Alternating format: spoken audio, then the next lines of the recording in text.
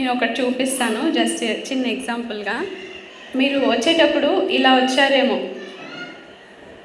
ఇది మనం అనుకోండి, ఫర్ ఎగ్జాంపుల్ ఇది మన హార్ట్, లోపల పరిశుద్ధాత్ముడు ఉన్నాడు. కానీ మనం వెలిగించబడి, ఒకప్పుడు వెలిగించబడ్డ వారమే, కానీ ఆరిపోయిన స్థితిలో ఉన్నాం. ఎందుకంటే సమస్యలతో, బాధలతో, ఇబ్బందులతో, ఇరుకులతో. కానీ ఇలా ఇప్పుడు ఆరిపోయిన జీవితం,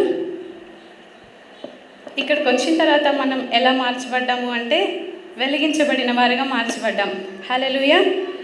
ఇప్పుడు ఇలా మీరు వచ్చారేమో, కానీ ఇప్పుడు మీరు వెళ్ళేటప్పుడు, ఇందాక అంతా సమస్య, చుట్టూ అంధకారం, చుట్టూ సమస్యలు, ఎటు చూసినా మూయబడిన ద్వారాలు. కానీ ఇప్పుడు ఎలా వెళ్తారంటే ఇలా.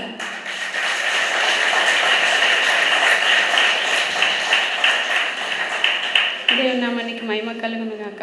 మీరు ఇప్పుడు ఇలా వెలిగించబడ్డ మీరు ఇలాగే ఉండాలి, వెలుగుతూ ఉండాలి, అనేకులకి వెలుగునిస్తూ ఉండాలి. ఈ వెలుగు చీకటి ఎక్కడుంటుందో అక్కడ చీకటిని పారదోలుతుంది, చుట్టూ ఉన్న వారందరికీ వెలుగునిస్తుంది, తాను కరుగుతూ ఇతరులకి మేలు చేస్తూ ఉంటుంది.